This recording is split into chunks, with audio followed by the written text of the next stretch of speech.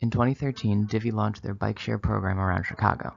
The system was instantly popular with its 1,300 available bikes. But with the popularity came some growing pains.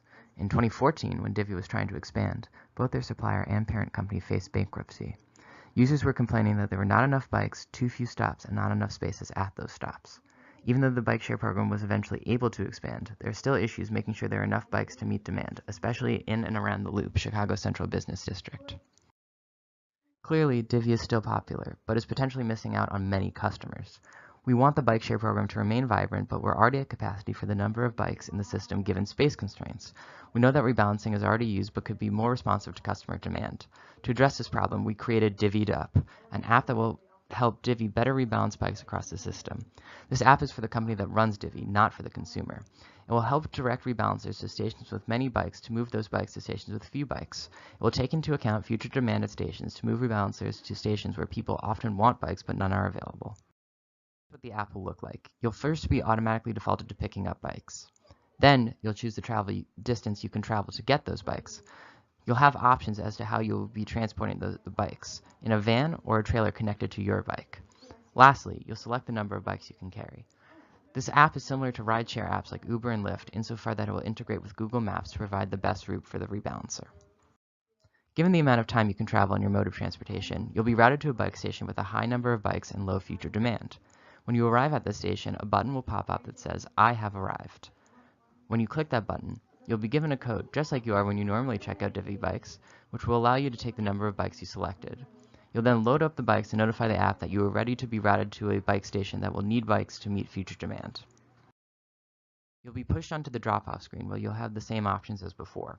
Once selected, you'll be presented with a map of stations within your travel radius. They will be color-coded by future demand, red is high, orange is medium, yellow is low, and given outlines based on the confidence that there will be no bikes at the stations. Solid means high confidence, dash means medium confidence, no outline means low confidence. Administrators at headquarters will also be able to monitor real-time station usage and send push notifications to rebalancers if there are stations facing aberrantly different demand based than our predictions. To enable the trip forecasting feature of this app, we estimate an ordinary least squared model, a generalized linear model with Poisson distribution, and a generalized linear model with negative binomial distribution to predict hourly departing trips from each bike station near the loop. We select the second week in March 2017 to build our models. We then apply our models to a weekday and a weekend day in March to test their validity. We consider a series of temporal, demographic, weather, and spatial variables for our analysis. We then choose from these variables the ones that will improve the predicting power of our models. To accomplish this, we use two variable selection methods. For the ordinary least squared model, we use backward stepwise methods to select variables that minimize the prediction errors. For the two generalized linear models, we use lasso to select variables that minimize the mean squared errors. These two graphs show a comparison between our predictions and the observed total departing trips by hour. The graph on the left indicates that the weekday model correctly reflects the general pattern for station usage, with trips peaking during the morning and evening rush hours. However, the models appear to underpredict overall trips.